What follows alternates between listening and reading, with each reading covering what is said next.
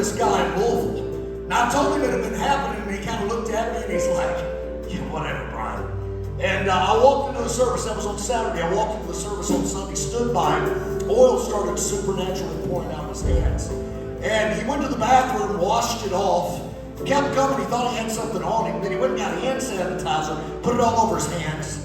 Then he stayed there. He's freaked out. He came back into the service, and he like looks at me like, what have you done to me? I'm like, I told you, man. I was like, you should have mocked me. What can I say? Oh, man. But the same guy, he walks into the tailor this last week. He was getting some pants altered. Been a friend of mine for years and years. And a guy looks at him and says, I know who you are. He says, you're the oil guy. I said, what do you mean the oil guy? He said, yeah, my sister was in church. He's like, I'm a Muslim, but my sister goes to y'all's church. And she showed me a video of you and that oil coming out of your hand. He's like, you're the oil guy. And the Muslim guy looks at him and says, now do it. I want to see it. Do it for me. And he's like, listen, I don't just do that. Stuff like that happens. I can't just make that happen. And he said, but I'll pray for you.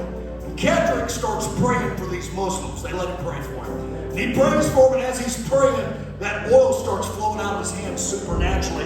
And every Muslim in that room fell on their face. Come on, somebody. Come on. He let them all to Jesus.